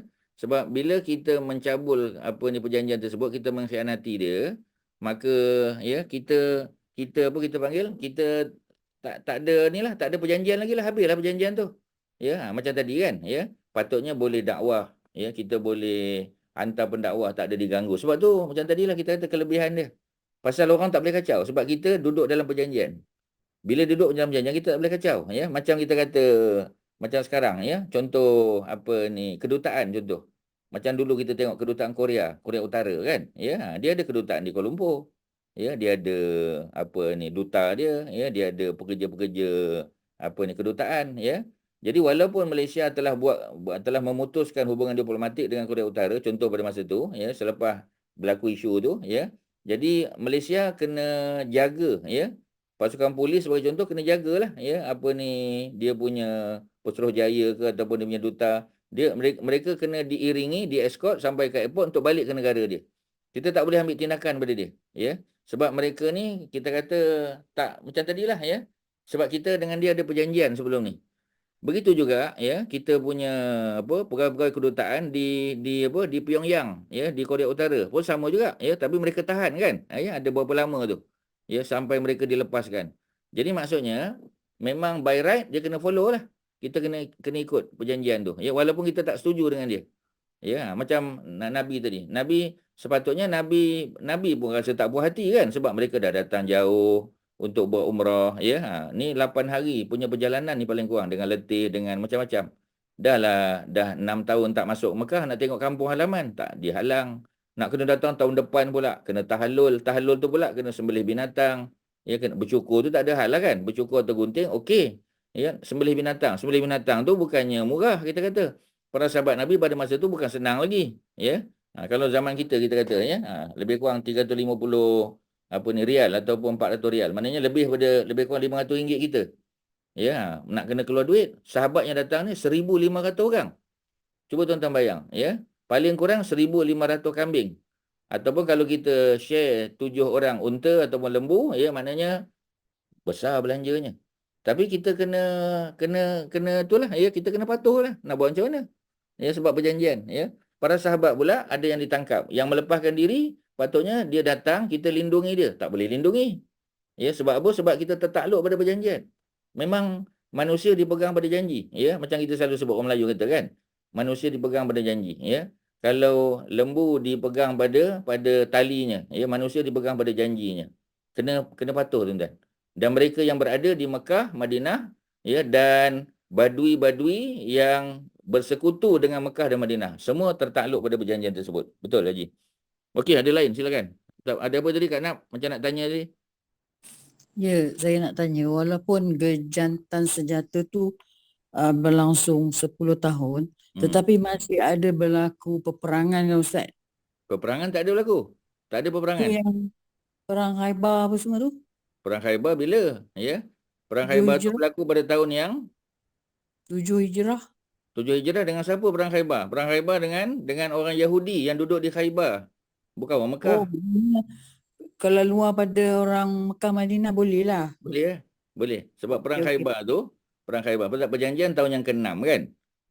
Perang Khaybar berlaku tahun yang ke-7. Perang dengan Byzantine, dengan Persian Empire boleh? Boleh. Sebab mereka tak tertakluk pada perjanjian. Yang tertakluk pada perjanjian kafir Quraisy Mekah saja dan sekutu-sekutu mereka. Ya, jadi bukan ya, dia tak tertakluk. Bukan mana tak ada perang langsung, ada. Ya, tetapi perang dengan orang Yahudi, dengan golongan-golongan lain yang tidak tertakluk pada perjanjian tadi. Okey tuan-tuan ya, itu cerita dia. Jadi apa ni bawah tu ya, muka surat 428. Ketika Suhail bin Amr ni wakil Quraisy yang buat perjanjian tu. Nabi diwakili oleh Sayyidina Ali kan? Sebab Ali boleh baca boleh tulis. Ya, dia juga adalah penulis wahyu. Al-Quran dia tulis. Dia jadi Nabi punya apa kita panggil? Ya, Nabi punya penulis. Ya, penulis wahyu dan penulis perjanjian-perjanjian. Jadi Ali bagi pihak Nabi, bagi pihak Quraisy ya adalah Suhail bin Amr. Suhail bin Amr ni akhirnya masuk Islam. Ya, tapi masa-masa tu dia belum lagi. Tapi dia orang baik lah. Dia orang baik, orang jujur, ya, dan dia adalah VIP Mekah. Suhail bin Amr ni adalah bapa kepada Abu Jandal tu. Bukan Abu Bashir, ya. Abu Jandal ni macam Abu Bashir juga. Cuma Abu Bashir dia dapat lari sampai Madinah. Abu Jandal tak dapat. Ya, Abu Jandal, ya, masa Nabi dengan para sahabat berada di Hudaibiyah, di sempadan, ya, tanah halal tanah haram tu, Abu Jandal berjaya melepaskan diri daripada lock-up tadi. Dan bila dia datang, dia minta Nabi lindungi dia. Dan Nabi pada masa tu baru nak menandatangani perjanjian. Ya, bila nak menandatangani perjanjian, Suhail kata, kalau kau ambil anak aku, bawa balik ke Madinah, kita tak akan teruskan perjanjian ni. Mana perjanjian ni terbatal secara automatik. Ya, walaupun tak sign, mana tak ada perjanjian lah. Ya, tapi bila tak ada perjanjian, ya, apa kita nak pegang pada apa? Dah lah tak boleh masuk untuk umrah. Tahun depan pun tak boleh datang, mereka akan halang lagi, ya. Jadi rugilah, ya. Jadi bila rugi, apa dia punya, apa kita panggil, ya, apa dia punya kerugian sikitnya ialah Abu Jandal tak boleh diselamatkan. Dia terpaksa diserahkan balik. Pasal apa Suhail bertegas? Sebab Abu Jandal tu anak dia. Ya, dah tentulah dia tak suka anak dia masuk Islam, ya. Tapi nanti akhirnya Suhail tu pun masuk Islam. Suhail bin Amr dia masuk Islam juga, ya. Malah beliau meninggal nanti dalam apa kita panggil, ya, dalam wabak penyakit tu, ya. Ta'un Amwas dekat Palestin tu. Ya, yang kita baca baru-baru ni dalam kelas Nur Islam Academy kan. Cerita tentang wabak penyakit yang 25,000 orang mati tu. Ya, ada apa kita panggil, ada epidemik, ya, pada masa tu. Jadi salah seorang yang mati, ya, kalau kita tengok dalam senarai adalah Suhail bin Amr. Ya, beliau sahabat Nabi, ya, yang kita kata mula-mula lawan Nabi. Macam Umar juga, Umar lawan Nabi. Ya, apa kita panggil, Khalid bin Al-Walid lawan Nabi, Amr bin Al-As lawan Nabi, ramai yang lawan ni. Tapi akhirnya semua kembali beragama lah, ya. Jadi Suhail bila dia dengar berita bahawa Abu Bashir telah membunuh temannya yang bernama Al-Amiri, dia terus marah dan pergi ke Kaabah. Sambil menyandarkan belakangnya ke Kaabah, dia berkata, aku tidak akan angkat belakangku dari Kaabah hingga lelaki ini, maksudnya Abu Bashir, dibunuh. Ya, ini orang Arab memanglah, Quraisy ni memang bila dia cakap, ya, dia punya cakap tu memang, ya, memang macam tu lah, ya. Aku tak akan angkat belakangku, maknanya dia akan duduk situ seolah-olah macam, ya, dia buat apa kita panggil, ya, kita panggil macam mogok lah, ya, mogok kat situ, mogok tak nak makan, tak nak minum, ya, nak duduk je kat situ, ya. Macam sahabat Nabi yang buat keputusan sebelum Nabi arah tu, diikat badan dia dekat tiang kan, Abu Lubabah, ya, yang ikat badan dia pada tiang taubat tu. Sampai sekarang nama tiang tu masih tiang taubat, duduk dalam dalam raudah. Ya, maknanya orang Arab dulu macam tu, ya. Dia memang bila dia buat apa kita panggil, ya, bila dia buat macam nazar ke apa, dia memang nazar dia memang kau-kaunya lah tuan-tuan. Bukan main-main, ya. Jadi dia kata selagi Abu Bashir ni tak dibunuh, aku tak akan angkat belakangku. Abu Sufyan menolaknya dan berkata, wallahi, sungguh apa yang kau lakukan ini adalah satu kebodohan. Jangan, ya. Jadi sebelum dia selesai, ya, dia ditolak oleh Abu Sufyan. Demi Allah, ya, ia tidak akan dibunuh. Ya. Jadi Abu Sufyan kata begitu. Ya, jangan buat janji, jangan buat nazar. Daripada cerita ini kita dapat menyaksikan bagaimana Rasulullah SAW tetap pegang dan hormat janji yang telah baginda ikrarkan. Walaupun nampak macam berat sebelah, ya, tetapi kita dah buat janji. Dan kita kena tengok dia punya konsekuen dia. Ya, lebih baik pada umat Islam ataupun tidak, ya, secara umum lebih baik. So kita tanda tangani. Meskipun salah seorang pengikut baginda, ya, macam sebelum perjanjian tu ialah Abu Jandal, selepas dibuat perjanjian tadi Abu Bashir, ada dua orang ni, ya, memang menghadapi bahaya memanglah. Tetapi baginda mendoakan kepada Allah agar diberi jalan keluar. Ya, kita tak tahu apa yang akan berlaku masa depan. Kita minta yang baik saja. Kita tak boleh tolong. Ya, macam kita driving tuan-tuan di highway, ya, kita tengok ada orang pancit tayar motor dia. Menolak je dalam keadaan hujan-hujan. Ya, kita nak tolong tak boleh, tapi boleh tak kita doakan dia? Boleh. Ya, ataupun kita tolong call plus ronda ke apa kan, ya, untuk tolong. Ya, itu yang kita boleh buat. Lebih pada itu mungkin tak mampu. Tapi paling kurang, ya, kita boleh telefon sebagai contoh, ya, ataupun kita boleh doakan dia paling kurang, ya Allah bagi mudahlah sahabat ni, ya Allah kesian dia. Hujan-hujan, ya, menolak motor dia pancit tayar. Aku tak boleh nak tolong. Tapi aku mohon, ya, engkau bagi pertolongan pada dia. Ya, kita kita panggil, kita doa kepada Allah, ya, supaya diberi jalan keluar kepada orang yang sedang yang sedang diuji, ya, dengan sedikit ujian oleh Allah Subhanahu Wa Taala. Ya, walaupun nampak kecil, ya, tapi benda tu kita boleh doa tuan-tuan. Antara kisah lain yang dapat menjadi bukti bahawa Nabi ini merupakan tokoh yang selalu menepati janji. Sebab tajuk besar bab ni tuan-tuan, menepati janji. Ya, sebab dia salah satu sifat ataupun akhlak terpuji Nabi. Bila berjanji kena tepati. Kita pun sama tuan-tuan, ya, sebab kita umat dia. Jadi tokoh yang selalu menepati janji adalah kisah yang disebut oleh Huzaifah bin Al-Yaman. Ada Al. Huzaifah bin Al-Yaman, ya, beliau berasal daripada Mekah, ya, bapa dia ni orang Yaman, hijrah ke Mekah. Seperti berikut, tiada sesuatu yang membuat aku dilarang ikut dalam perang Badar kecuali kerana pada suatu ketika aku dan Abu Husail keluar dari Mekah menuju ke Madinah untuk berhijrah. Kemudian kaum kafir Quraisy menghadang dan menangkap kami berdua. Mereka berkata, kamu berdua ingin menyusul dan bergabung dengan Muhammad. Kami jawab, kami hanya ingin pergi ke Madinah. Ya, macam dia seolah-olah nak buat helah lah, ya. Mereka pun mempersilakan kami berdua pergi setelah kami mengadakan kesepakatan dengan mereka, yakni bahawa kami tidak ikut berperang membantu Rasulullah. Jadi mana kalau berlaku perang nanti, dia tak ikut. Sebab dia bukan, ya, seolah-olah macam dia bukan nak masuk Islam pergi sana tak, ya, tapi sekadar nak pergi Madinah saja. Jadi semasa perang Badar, kami hendak ikut perang, namun kami menceritakan hal tersebut kepada Nabi. Jadi dia kata, ya Rasulullah, ya, masa aku dengan Abu Husail tadi, ya, nak pergi ke Madinah daripada Mekah, kami kena tangkap. Ya, dan orang Mekah, ya, kami buat janji dengan orang Mekah. Macam mana? Ya, tak boleh terlibat dengan perang. Ni nak berlaku perang ni. Ya. Jadi kami pun cerita ke Nabi. Nabi kata kamu berdua tidak boleh ikut perang. Ya, sebab tu Huzaifah bin Al-Yaman, nama dia tak ada dalam perang tersebut. Kami ingin menepati janji dan kami meminta, ya, pertolongan kepada Allah untuk berperang melawan mereka. Begitulah sikap Rasulullah yang selalu menghormati dan menepati janji walaupun baginda sedang berperang melawan musuh. Walaupun waktu itu baginda sangat memerlukan tenaga dan pengorbanan setiap Muslim yang memiliki kecintaan yang mendalam terhadap agama. Patutnya, ya, Nabi kata, tak apalah, lupakanlah benda tu, ya, masuk je perang. Tak boleh tuan-tuan, sebab kita ada janji. Bila kita ada janji memang tak boleh lah, kita kena patuh lah, ya. Jadi Nabi telah menunjukkan contoh teladan yang sangat baik tuan-tuan. Suatu perkara yang menimpa Abu Bashir hampir serupa dengan kejadian yang dialami oleh Abu Jandal kita sebut tadi. Diceritakan bahawa Abu Jandal berjalan dalam keadaan terbelenggu, ya, untuk mengikrarkan Islamnya. Namun Rasulullah SAW kembalikan dia kepada kaum Quraisy, pada bapa dia. Bapa dia Suhail tadi, ya. Perkara ini dilakukan untuk menghormati dan menepati janji.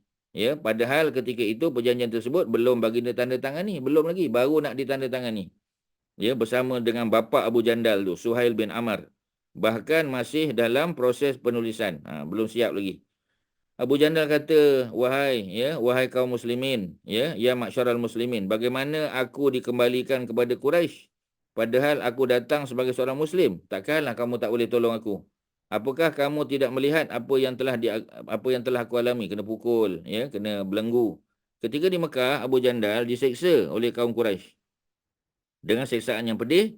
Perkara itu benar-benar membuat orang Islam tertekan dan mereka kata bagaimana kita mengembalikan orang yang datang kepada kita dalam keadaan Muslim kepada orang Quraisy padahal mereka tidak mengembalikan orang yang datang kepada mereka dalam keadaan murtad. Ya, jadi tak adil lah dalam perjanjian tu isi kandungan dia. Nabi bersabda sesungguhnya sesiapa antara kita yang datang kepada mereka maka Allah telah menjauhkannya. Jadi kalau adalah, ya, orang Madinah ni yang masuk Islam kemudian dia tak nak duduk di Madinah, dia nak balik ke Mekah. Ya, dengan sebab dia bukan seorang Muslim yang committed lah. Dia kata kalau duduk Madinah ni kan kena tegur dengan Nabi, para sahabat tegur, ya. Tapi kalau aku balik ke Mekah, aku bebas, boleh buat suka-suka hati. Jadi Nabi kata, Allah telah menjauhkan dia. Dan sesiapa antara mereka yang datang kepada kita, kemudian kita kembalikan kepada mereka, Allah akan berikan jalan keluar, jangan bimbang. Orang Mekah masuk Islam, pergi ke Nabi, Nabi kena hantar balik. Mereka ni nak Muslim, insya-Allah Allah jaga mereka. Ya. Dan bila mereka balik ke kampung mereka, mereka boleh dakwah pada orang kampung. Ya, Nabi tengok macam tu tuan-tuan. Jadi al-wafa, kesetiaan yang dimiliki oleh Rasulullah tidak hanya terbatas pada kesepakatan yang dibuat saja. Akan tetapi mencakup terhadap berbagai hal, antaranya adalah terhadap isteri dan keluarga, terhadap kedua ibu bapa, ya, janji dan terhadap saudara mara. Antaranya ialah al-wafa baginda terhadap isteri, ya, baginda yang bernama Khadijah sebagai contoh. Baginda tidak pernah sedikit pun melupakan isteri pertamanya. Setelah, ya, Khadijah wafat, baginda telah menikah dengan Aisyah ya, dengan Saudah belum boleh, ya, dengan Saudah, dengan Aisyah, dengan Hafsah dan isteri-isteri yang lain, namun baginda tidak pernah melupakan isteri pertama. Dah tentulah. Ya, Nabi, ya, kita tahu kadang-kadang Nabi nak puji masakan Aisyah, tapi Nabi tersebut, ya, nama Khadijah, sehingga menyebabkan Aisyah terasa hati, ya, sebab dia yang masak, tiba-tiba orang lain dapat puji, ya. Jadi baginda telah menyebut nama Khadijah dan memuliakannya di hadapan para isteri baginda yang lain, antaranya ialah di hadapan Aisyah yang kadang-kadang membuatnya cemburu. Dah tentulah. Bahkan pada suatu ketika Aisyah berkata kepada baginda, bukankah Khadijah itu seorang wanita tua, ya? Tapi tuan-tuan jangan ambil apa ni perkataan ni secara literal, ya. Sebab kita di Malaysia biasa memakai pandangan, ya, daripada siapa tu, ya. Kita ambil pandangan Al-Waqidi. Ya, Al-Waqidi kata umur Khadijah masa kahwin dengan Nabi 40. Ya. Tapi kalau kita ambil pandangan Ibnu Ishaq, ya. Ibnu Ishaq kata itu dalam kitab Mustadrak Al-Hakim, ada hadis dia, ya, dalam Mustadrak Al-Hakim, umur Khadijah hanyalah 28. Ya, dan ada pandangan ketiga yang kata umur Khadijah adalah 25, ada juga. Tapi yang paling popular dua ni lah, ya, 40 atau 28. Khadijah lebih tua pada Nabi, tetapi tidaklah terlalu tua sehingga ia layaklah wanita yang berusia 28 tahun melahirkan 6 orang anak Nabi, ya, dengan usia 28 tahun tu, ya. Jadi ini ada perbincangan panjang dan dua-dua tu ada kelemahan juga. Riwayat dua-dua tu ada kelemahan, ya, tetapi itulah riwayat yang paling masyhur. Ya, 40 dan 28. Jadi kalau ada orang kata Khadijah umur 28, kita tak boleh kata salah. Kalau orang setuju 40 pun, kita tak boleh kata salah juga. Ya, jadi in between. Mana satu yang lebih tepat, hanya Allah yang Maha tahu. Tapi dari segi logik medikalnya, kita kata, ya, lebih tepatlah kalau kita kata, lebih wajar. Ya, kalau kita kata umur Khadijah ialah 28 tahun. Bukanlah terlalu tua sangat. Ya, tetapi sebab apa Aisyah sebut begitu? Sebab dibandingkan dengan dia.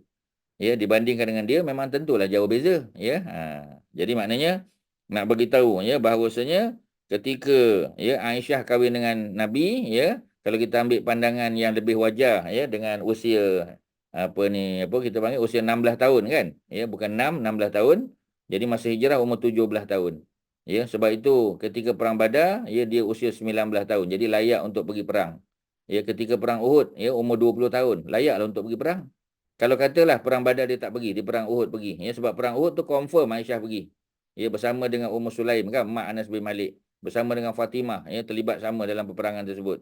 Jadi kerana mereka memang usia lebih daripada 17 tahun. Kalau belum 17, ya, mereka dianggap underage. Underage tak layak pergi perang, tuan-tuan. Jadi maknanya kalau banding dengan dengan Khadijah, dah tentulah Khadijah lebih tua daripada dia. Sebab tu dia selalu sebut, ya, tentang wanita tua. Ya, bukan tua tu makna tua sangat, ya, tuan-tuan. Kalau kita ambil pandangan Ibnu Ishaq, tuan-tuan boleh tulis yang pertama Al-Waqidi. Pandangan Al-Waqidi ni dua-dua penulis sirah ni. Ya, Imam Al-Waqidi kata umur Khadijah ketika kahwin dengan Nabi ialah 40 tahun. Itu pandangan Al-Waqidi. Yang itu yang popular kat Malaysia ni. Tapi kalau tuan-tuan pergi ke negara Arab, ke Pakistan, India, yang popular di sana adalah pandangan Ibnu Ishaq. Ibnu Ishaq, ya, dan hadis ini disebut oleh Imam, ya, siapa tadi, Al-Hakim dalam kitabnya Mustadrak. Ya, Mustadrak. Ya, selama ni kita belajar 7 kan? Ada Musnad Ahmad nombor 1, ada Sahih Al-Bukhari nombor 2, Sahih Muslim nombor 3, ya, Sunan Abi Daud nombor 4, Sunan At-Tirmizi nombor 5, Sunan An-Nasa'i nombor 6, ya, Sunan Ibnu Majah nombor 7. Ya, ada lain-lain lagi lah, ya, antaranya kita kata ialah Mustadrak Al-Hakim. Ya, Imam Al-Hakim ni orang hebat juga. Ya, dia datang daripada daripada Iran juga, Naisabur nama tempat tu. Sama macam Imam Muslim juga. Jadi beliau telah pakai metodologi Sahih Bukhari dan Sahih Muslim untuk menilai hadis-hadis lain. Ya, dia tengok lagi, dia kumpul lagi hadis-hadis lain dan dia apply metodologi Bukhari Muslim. Ya, maknanya hadis-hadis lain yang Bukhari Muslim tak sebut dalam kitab sahih dia. Jadi dia ambil hadis lain. Maknanya dia add value lah kepada khazanah ilmu Islam ni. Ya, dia pakai metodologi yang sama. Ya, dia punya analisis, ya, dia punya kita panggil skill yang digunakan sama. Ya, jadi dia keluarkan pula hadis-hadis lain. Antara hadis tu ialah hadis yang diriwayatkan oleh Ibnu Ishaq, ya, yang menyebut bahawasanya umur Khadijah ialah 28 tahun. Ya, jadi maknanya itu yang yang disebut ya dalam kitab Mustadrak Al-Hakim. Ya. Kalau riwayat Al-Waqidi tadi disebut oleh Ibnu Ishaq ya dalam Tabaqat Al-Kubra dia, ya. Itu Ustaz selalu sebut tu, Tabaqat Al-Kubra. Ya, tu dua-dua kitab ni kitab yang diguna pakai, ya. Tapi masing-masing tu ada sedikit sebanyak kelemahan dia ada, ya. Tapi itu the best riwayat yang available, ya. Jadi tak ada lain. Bukhari Muslim tak cerita tentang Ummu Khadijah. Ya, yang cerita tu ialah Ibnu Sa'ad, Tabaqat tadi, ya, riwayat daripada Al-Waqidi dan tadi tu Mustadrak Al-Hakim, kitab yang yang disebut oleh Ibnu Ishaq. Jadi ada dua, jauh beza tuan-tuan. 28 dengan 40 tu 12 tahun beza. Ya, itu yang paling popular. Ya. Dan ada lagi yang lain yang kata 25. Maknanya ketika Khadijah kahwin dengan Nabi Muhammad sallallahu alaihi wasallam, umurnya sama. Ya, umurnya sama dengan umur Nabi Muhammad sallallahu alaihi wasallam. Tak ada beza, ya. Jadi lagi menasabahlah kalau umur Khadijah tu 25 tahun. Ya, lagi menasabah kita kata, ya, untuk melahirkan 6 orang anak. Jadi kita tak tahu kebenaran yang mana satu. Tapi tiga-tiga tu popular tuan-tuan. Di negara Arab memang tiga-tiga tu popular. Cuma di Malaysia tak tahu apa sebab yang 40 tu yang paling popular. Ya. Jadi Nabi dengan Khadijah kahwin ya pada usia Khadijah 40, kalau kita ambil Al-Waqidi, dan mereka hidup sebagai suami isteri 25 tahun. Berapa usia Khadijah ketika meninggal? Dah tentulah 40 campur 25. 65 tahun. Ya, memanglah kalau kita kata tua memang tua lah. Ya, sedangkan kita kata kalau kita ambil yang 25 atau 28, ya, mana tak tua sangat lah. Ya, katalah 30 kata umur kan. Campur 25 baru 55, ya. Belum, mana kalau kita tolak kita 2 tahun, mana 53 tahun, belum pencen lagi. Ya, muda lagi tuan-tuan, ya. Jadi lagi menasabah. Jadi jawapan sebenarnya kita tak tahu. Ya, para ulama masih lagi mengguna pakai ketiga-tiga pandangan. Terutamanya ya pandangan yang disebut oleh Imam Al-Hakim tadi dalam kitab Mustadrak Al-Hakim, 28 tahun. Itu antara yang popular, ya. Jadi macam itulah. Jadi kalau orang tanya kita kena tahu, kita kena bagi tahu ya ada beberapa pandangan. Yang popular dua. Sama ada Khadijah umur 28 tahun, ya, seperti mana kata Ibnu Ishaq, ataupun Khadijah umur 40 tahun sebagaimana disebut oleh Al-Waqidi yang popular kat Malaysia. Itulah ceritanya tuan-tuan. Sebab tu tuan-tuan kalau dengar ya Khadijah umur 28, tuan-tuan jangan kata tak pernah dengar pun. Jangan tuan-tuan, ya, sebab pandangan tu tak popular di Malaysia. Tetapi di negara Arab dia popular. Ya, dua-dua tu disebut secara jelas. Okey, tuan-tuan, ada soalan? Silakan. Ada apa nak tanya? Kak Nomah ada apa, Kak Nomah? Ya, Syarin ada apa? Ustaz, Ya. Ustaz, Abu Bashir tu masuk Islam, baru masuk Islam masa perjanjian Hudaibiyah tu? Kalau perjanjian Hudaibiyah tu Abu Jandal. Ya, Abu Bashir awal lagi. Ya, tetapi Awal lagi. dia masing-masing mereka ni dah masuk Islam tapi ditangkap oleh keluarga masing-masing. Oh, tak sempat berhijrah lah ikut. Tak sempat hijrah, ya. Jadi bila nak hijrah dah terhalang sebab perjanjian dah ada. Ya, jadi bila masuk Islam awal sebelum 6 lah, sebelum tahun 6 hijrah tu. Tak tahulah dia tak sebut kan tahun bila kan, tapi mereka ni sebaik saja masuk Islam ditangkap oleh keluarga macam Abu Jandal tadi. Tetapi mereka dapat melepaskan diri. Itu yang nak lari pergi Madinah tu Abu Jandal tak dapat. Ya, Abu Bashir dapat lari, ya. Malah ya bila Nabi pulangkan dia ke Mekah dalam perjalanan tadi kan di Zulhulaifah dia bunuh pula orang yang nak tangkap dia tadi, ya. Jadi Nabi tak suruh, ya, tetapi Nabi pun tak larang. Ya, Nabi tak suruh, ya. Nabi cuma kata kau tak boleh duduk Madinah sebab kalau kau duduk Madinah aku bersalah. Orang Madinah bersalah sebab seolah-olah kita telah melindungi penjenayah. Ya, sebab dia dianggap penjenayah sebab dia lari daripada Mekah. Ya, jadi perjanjian tu Nabi betul-betul patuh tuan-tuan. Dan Nabi bagi nasihat, jangan. Kalau nak duduk juga jangan duduk Madinah, duduk di tempat lain. Dia pilih tadi tempat dekat dengan Laut Merah. Laut Merah. Ya. Jadi Ustaz maksudnya lepas tu dia akhirnya duduk di Madinah dengan aman lah.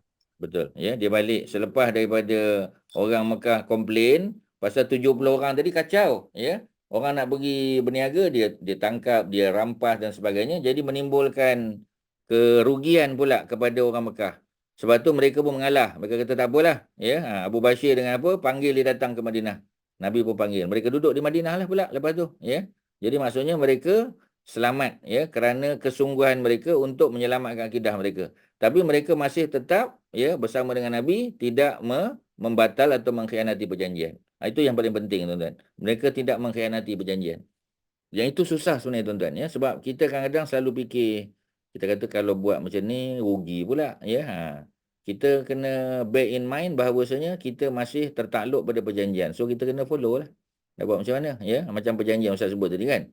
Pelajar contoh tadi, ya, dapat scholarship, ya. Perjanjian maknanya habis je belajar, graduate je di US, di UK, di Australia, di New Zealand, habis je dia kena balik. Within 2 bulan kita kata, ya. Mana kalau dia nak tunggu untuk convocation, okey. Ya, tetapi macam tadilah, kalau tak ada apa-apa, dia baliklah. Ya.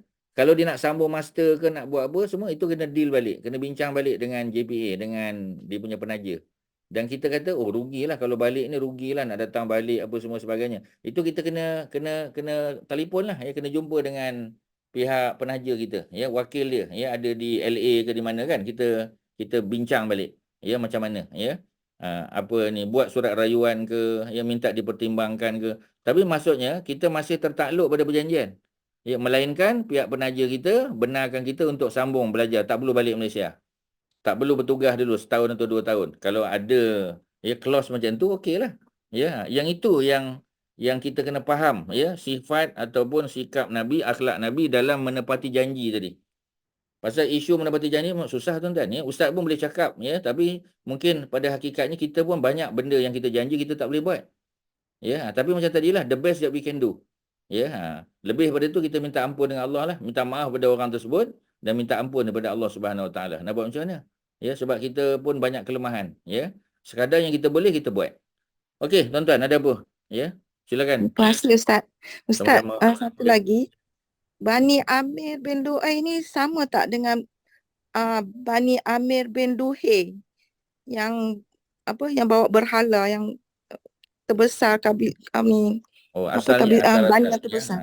Mungkinlah, ya. Sama Ustaz. Waktu apa ni, nama orang yang sama, ya, Amru bin Lu'ay nama sebenarnya. Amru bin Lu'ay. Ya, bukan Luhai, ya, Lu'ay. Ya, Oh, lam waw ya, Lu'ay, ya. Waw tu ada hamzah atas dia. Lu'ay. Lam Bukan waw ya. lam waw tapi atas waw tu ada hamzah. Oh, Lu'ay. Bunyinya Lu'ay. Bukan Lu'ay, Oh, ya, Lu'ay. Lu'ay. Ya. Oh, Amru ke Amir Ustaz? Kalau letak di awal ayat, Amru lah. Amru bin Amru. Lu'ay. Amru. Subjek. Ya. Okey. Baik Ustaz, terima kasih. Ya, sama. Jadi puan-puan mungkin tak biasa dengar, Amru bin Lu'ay ni, beliau adalah antara, dia hidup sebelum zaman, ya, Abdul Muttalib lagi. Ya, dikatakan dia hidup sebelum zaman Hashim, ya. Belum ada Bani Hashim lagi pada masa tu. Jadi beliau berdagang ke negeri Syam, ya, ada yang kata macam tu. Kemudian dalam perjalanan pulang dia singgah di Petra. Ya, sebab Petra tu duduk di Jordan, ya. Memang orang Mekah kalau dia nak pergi ke negeri Syam, ya, maksudnya negeri Syam yang dimaksudkan tu adalah 4 tadilah. Palestin, ya, Jordan, Palestin, Lebanon, Syria, kan. Berniaga di Damaskus. On the way ke Damaskus tu mereka akan singgah di Petra, ataupun on the way back mereka akan singgah di Petra. Bila dia sampai di Petra, dia tengok orang Petra ni, ya, orang Petra ni dianggap sebagai man of knowledge lah, people of knowledge. Ya, knowledgeable people. Jadi mereka ni dihormati oleh orang Mekah. Ya, jadi mereka ni sembah berhala. Jadi Amru bin Lu'ay kata, kalau people of knowledge pun sembah berhala, takkan kita yang orang Mekah tak pandai membaca menulis ni tak sembah? Dia pakai logik akal. Dia pun beli berhala. Ya, dia beli beberapa berhala, dia bawa balik ke Mekah. Dialah yang memperkenalkan penyembahan berhala di Mekah tu. Bermula, ya, daripada berhala yang dibawa balik tu, maka orang Mekah, ya, makin jauh daripada agama Nabi Ibrahim, agama Hanif. Jadi beliau dianggap sebagai orang yang mula-mula memperkenalkan, ya, penyembahan berhala di Mekah. Jadi Amru bin Lu'ay. Jadi beliau tadi ni, ya, kabilah Amru bin Lu'ay. Sama, ya. InsyaAllah sama, betul, ya. Okey, tuan-tuan, ada apa? Silakan. Ustaz, Ya, silakan, Haji. yang tajuk kita belajar ni menepati janji memanglah dianjurnya Ustaz, kerana Betul. bukan saja Nabi yang berakhlak menepati janji, Allah pun memang Sungguh. menepati janji, kerana dalam doa kita dalam solat sunat tahajud kan disebut Allah tu benar, janji Allah tu benar, kan, ya. Ya. Betul, Jadi tuan-tuan. Memang sifat Allah Subhanahu Wa Taala pun menepati janji, sifat Nabi dan Rasul pun sama juga. termasuk ya kita punya doa selepas azan. Ya, innaka la tukhliful mi'ad. Sesungguhnya engkau wahai Allah tidak pernah menyalahi janji. Ya, bila Allah tidak menyalahi janji maknanya Allah menepati janjilah. Ya, jadi bila Allah janji syurga, Allah akan bagi. Ya, bila Nabi janji ya, sesiapa yang keluar daripada rumah baca bismillahi tawakkaltu 'ala Allah la haula wala quwata illa billah ya. Jadi Nabi kata Allah akan hantar 3 malaikat doakan kita. Yang pertama ya, kita tidak akan sesat. Yang kedua, keperluan kita dipenuhi kan. Nombor 3, kita tidak akan diganggu oleh jin syaitan. Maknanya kita protected. Ya, dan itu janji Nabi dan janji Nabi pun ditepati.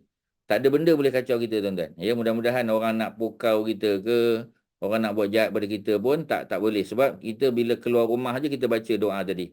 Ya, dan ada janji, ya. Macam apa kita panggil apa lagi, ya. Sesiapa yang bila ambil wuduk, lepas ambil wuduk dia baca doa tadi.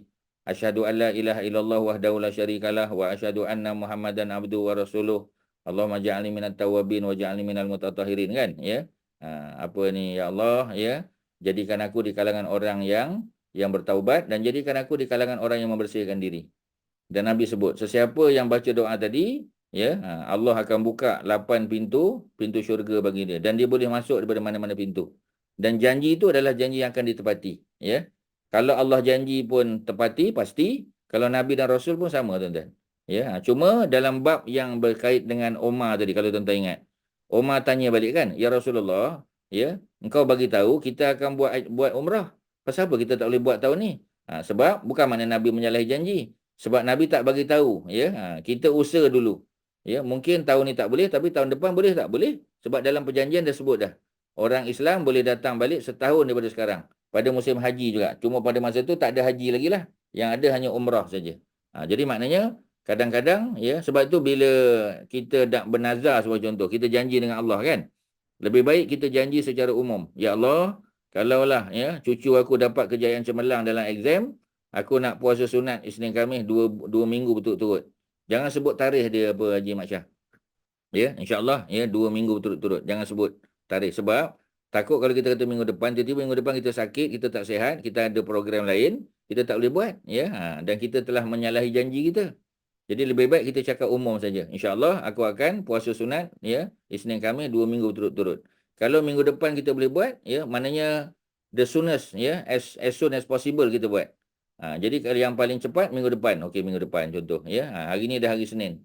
Nak Isnin Khamis tak boleh lah ya. Minggu depan kita kata. Minggu depan. Tapi jangan mention minggu depan tu sebab bimbang takut ya, kita ada halangan dalam melaksanakannya. Itu je lah. Tuan-tuan ya. Ada apa tuan-tuan? Di hujung perbincangan kita silakan, ada apa-apa? Ada apa-apa? Ya. Tak ada ya, kita habiskan ya. Khadijah hanyalah seorang wanita tua. Ni Aisyah sebut. Berbanding dengan dia. Ya, maknanya apa in comparison to her, ya, to Aisyah. Ya, dan Allah telah gantikan dengan isteri yang lebih baik daripada dirinya.